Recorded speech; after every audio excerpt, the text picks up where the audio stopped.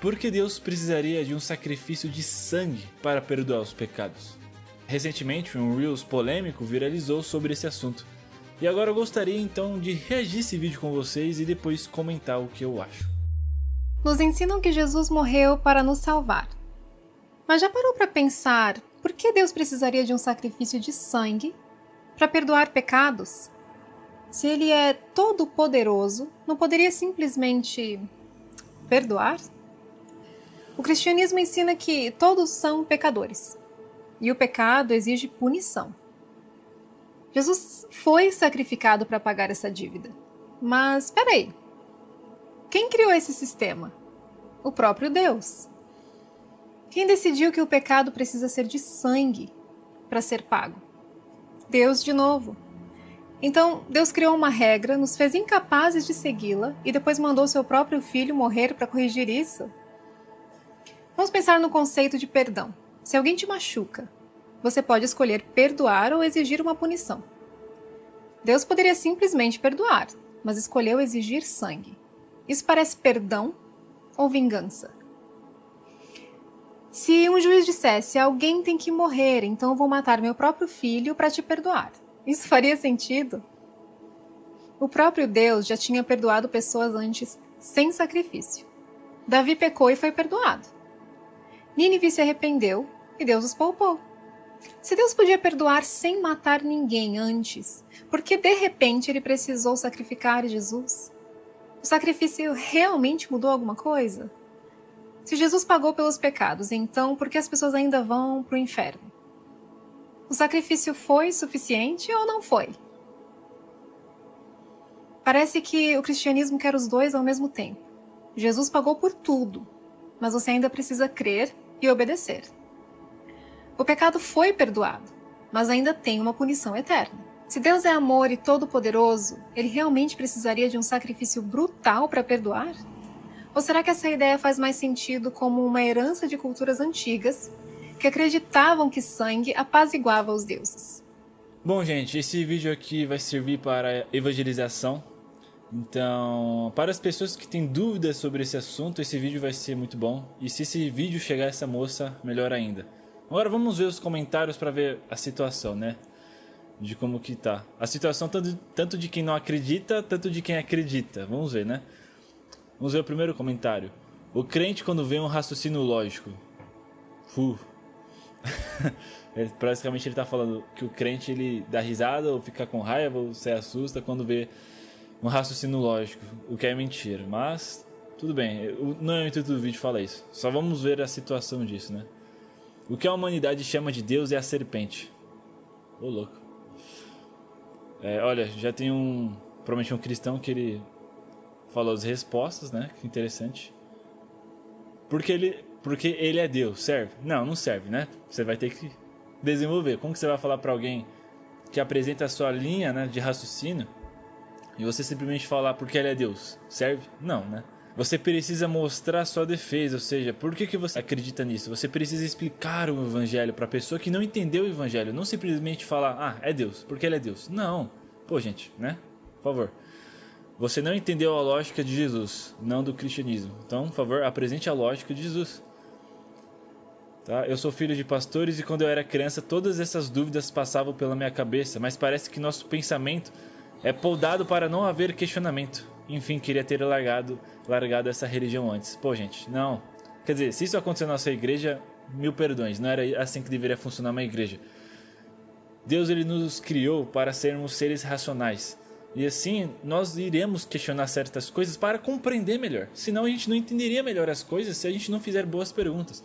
Então a igreja deveria ser um lugar para oferecer boas respostas e incentivar as boas perguntas. Se a igreja não está fazendo isso, nem os pais estão fazendo isso com os seus filhos, isso é um erro. Então eu lamento vocês que estão passando por isso. Bom, acho que por isso é só. Tem vários outros comentários aqui. Mas agora vamos pro conteúdo em si. Ou seja, vamos responder o raciocínio da moça desse vídeo. Porque ou ela leu o evangelho, mas não compreendeu, ou ela não leu o evangelho ou a Bíblia em si.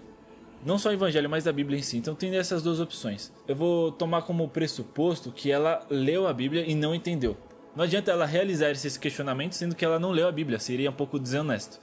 Então, como sendo caridoso, eu vou tomar como premissa que ela leu a Bíblia, que provavelmente ela era uma evangélica e não conseguiu compreender o contexto do evangelho. Ou conseguiu compreender, mas tem questionamentos e as pessoas ao seu redor fizeram tais coisas nas quais resultaram em experiências bem ruins.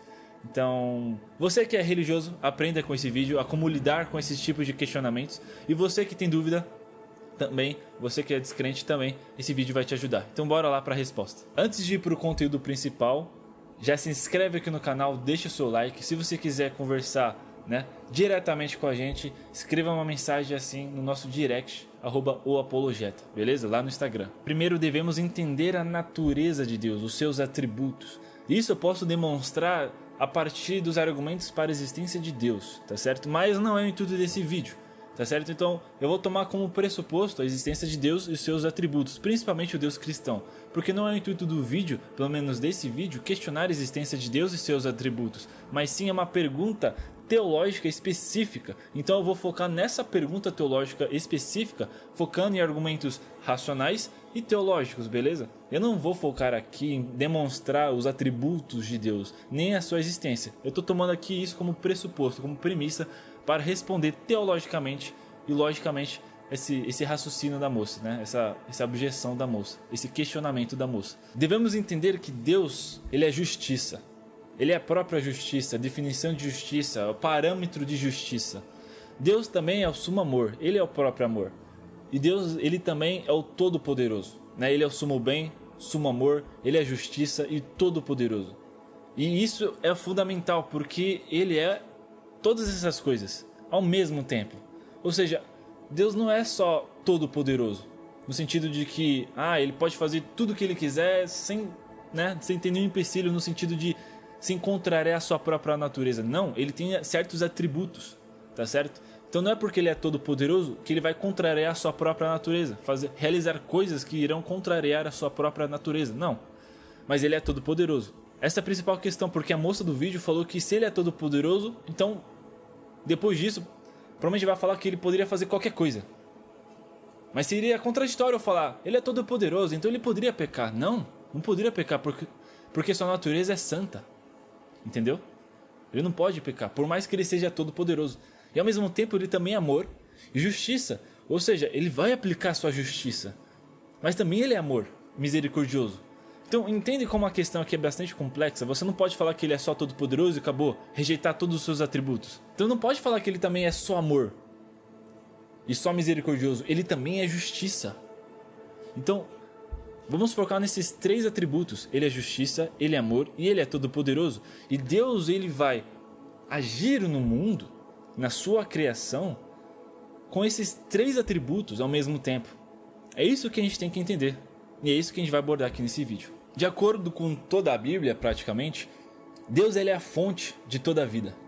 Ele é a própria vida.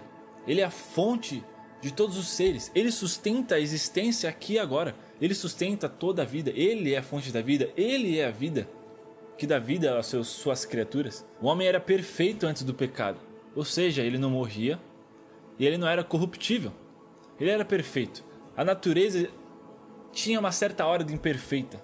Isso porque o homem era continuamente sustentado pelo próprio Deus. Ou seja, porque o Deus é a fonte da vida, ele era sustentado por isso. Por isso que o homem era incorruptível, era eterno, né? Ele não morria.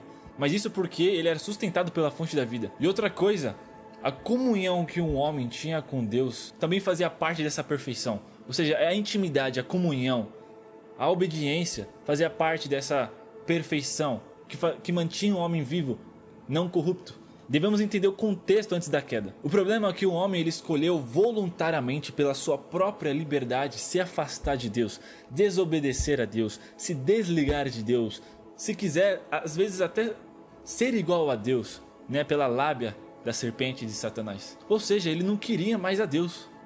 No fim das contas, eles desobedeceram porque eles queriam se afastar de Deus e seguir a sua própria vida, ser independentes. Devemos lembrar que Deus é justiça. Então Deus respeitou a vontade deles. Só que essa vontade produz consequências óbvias. E Deus, sendo justo, permitiu essas consequências, porque é uma consequência natural. Então Deus, ele é justo. Ele permitiu essas consequências agirem no homem, porque o homem decidiu livremente se afastar de Cristo. E se afastando de Cristo, da fonte da vida, provocou a morte. Desobedecendo ao próprio Deus e às leis divinas, eles causaram ruptura na ordem da natureza. Isso fez com que o homem entregasse o bastão, a posse legal do planeta Terra, nas mãos de Satanás. E com isso, se afastando do próprio Deus, provocou a corruptibilidade, a destruição, a morte, principalmente a morte eterna. A partir de então, a humanidade perderia a sua conexão com Deus, a sua ligação com Deus, estando afastado de Deus. Um abismo infinito, intransponível. E esse abismo provocou a consequência do pecado, que é a morte eterna, a destruição, a corrupção.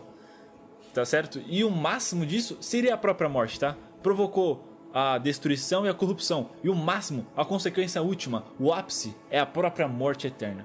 Antes de prosseguirmos, se você quiser aprender a fortalecer a sua fé e defender o cristianismo, fizemos uma aula exclusiva justamente para te ensinar a fazer isso. E no final da aula você terá acesso à nossa formação e à nossa comunidade. Tudo que falamos aqui é só o começo, é o básico. Mas na formação a gente te ensina tudo de forma completa. E na comunidade nós podemos conversar diariamente sobre isso, mantendo uma certa união, né? Um senso de comunidade. Não perca essa chance. Para você entender como funciona a nossa formação, a nossa comunidade, assista a aula exclusiva. E para ter acesso a essa aula exclusiva, clique no link da descrição abaixo. É questão da justiça de Deus permitir as consequências do pecado. Portanto, a morte estaria com a humanidade durante todo o sempre. Não teria como a humanidade consertar isso, justamente porque ela provocou isso e está recebendo as consequências disso. Não tem o que ela fazer. Não tem como restaurar essa conexão com Deus, justamente porque eles provocaram isso. E as consequências lógicas disso é justamente a morte eterna. É uma lei lógica, uma lei divina que a gente tem que cumprir agora, ou seja, a morte eterna, justamente porque nos afastamos de Deus, que é a fonte de toda a vida. Deus é justo por mostrar a gravidade do pecado, porque isso é necessário. Se a humanidade, se a espécie humana, e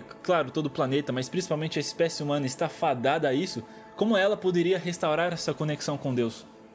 É um abismo intransponível, não tem o que ela possa fazer. Só a espécie humana com a sua natureza pecaminosa não pode fazer nada para restaurar isso. Mas devemos lembrar que Deus ele também é amor, o sumo amor, o próprio amor.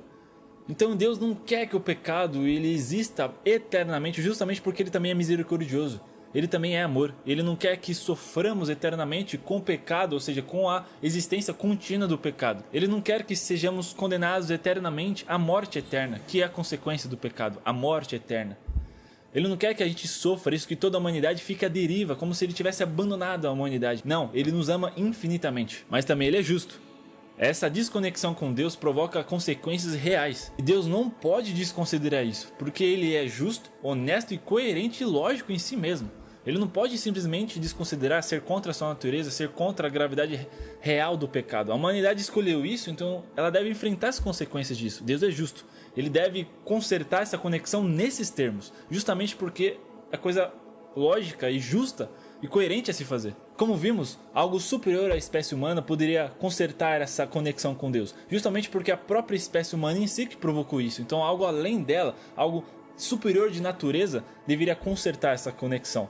Mas ao mesmo tempo deveria ser também de natureza humana, justamente porque deveria enfrentar essas consequências reais, ou seja, a morte. As consequências do pecado estão sobre os humanos, sobre a espécie humana, então a espécie humana deve sofrer as consequências disso, deve pagar isso. Para resolver esse problema, esse ser que resolveria esse problema deve ser de natureza divina, que esse seria superior, ou seja, infinitamente superior, porque seria a única natureza que poderia conectar um abismo infinito e intransponível entre Deus e suas criaturas, mas também deve ser de natureza humana, porque precisa entrar na espécie que causou isso e morrer, algo que aquela espécie enfrenta. Sendo humano, ele poderia experimentar as consequências reais do pecado, mas sendo Deus, ao cumprir essa lei da morte, por ele ser humano, ele também poderia vencê-la. Vencer a lei da morte, vencer a consequência do pecado, vencer o pecado, vencer a morte. Pois ele também é Deus, ele tem poder de vencer isso. Mas ele também seria humano, pois ele estaria experimentando as consequências disso por toda a humanidade. A única solução é Deus se encarnar e se tornar humano. E foi isso que ele fez na pessoa de Jesus Cristo, que era humano e Deus, 100% humano e 100% Deus. Então Jesus paga o preço do pecado de toda a humanidade. E assim ele enfrenta a ira de Deus, a condenação eterna. Por isso precisa do sacrifício, porque o sacrifício, ele envolve sangue. Mas o que significa esse sangue? O sangue significa a morte, ele simboliza a morte. O sangue seria o simbolismo para a morte. E o sacrifício envolve morte, principalmente quando a gente está se referindo à carne, ou seja, aos humanos ou aos animais, como eram oferecidos em sacrifício.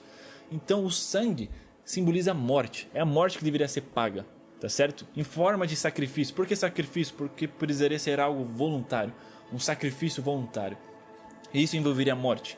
É por isso que o sacrifício é de sangue, porque ele envolve a morte. Vencendo o pecado de toda a humanidade que crer nele, Jesus ele aparece ao Pai e mostra o seu sangue, o seu sacrifício a Deus, mostrando que a justiça divina foi cumprida, ou seja, a morte era exigida, então a morte foi cumprida. Essa lei, esse afastamento de Deus que provoca a morte eterna, é a consequência do pecado e é por isso que a pena exige isso, a morte.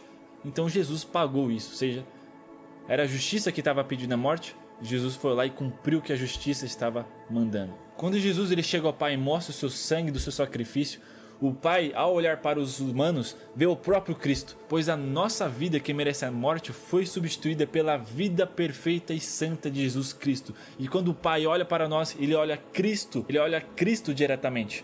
E é por isso que a justiça de Jesus foi imputada em nós. Quando o Pai nos vê, ele vê o Cristo. E Cristo já pagou essa pena da morte. Ele venceu sobre ela. Então por isso nós podemos ser salvos também. É isso que é o plano da redenção, o plano da salvação. A morte que era nossa foi paga por Cristo, se nós crermos nele. Quem não aceitar a graça de Deus sofrerá a condenação eterna, o que a justiça já estava impondo. Mas aquele que aceitar e cooperar com a graça, esse sim será salvo, pois aceitará o sacrifício de Cristo e a justiça de Jesus será imputada em nós. Esse é o plano da salvação que Deus planejou antes da fundação do mundo, que Deus já arquitetou e já criou antes da fundação do mundo, desde toda a eternidade. Mas para isso acontecer, ele precisava preparar um povo no qual surgiria esse Salvador, ou seja, Jesus. Ele preparou o povo de Israel e mostrou como seria esse sacrifício. Esse sacrifício que eles realizavam se cumpriu em Jesus. A humanidade antes de Jesus era salva pela fé no sacrifício futuro, ou seja, era uma fé futura, pela promessa futura. Eles eram salvos pela graça, mas mediante a fé futura, as promessas, ao sacrifício futuro, ou a fé em Deus. E nós, depois de Jesus, somos salvos pela graça, mas mediante a fé também, mas uma fé em Jesus Cristo, ou seja, algo que está no passado.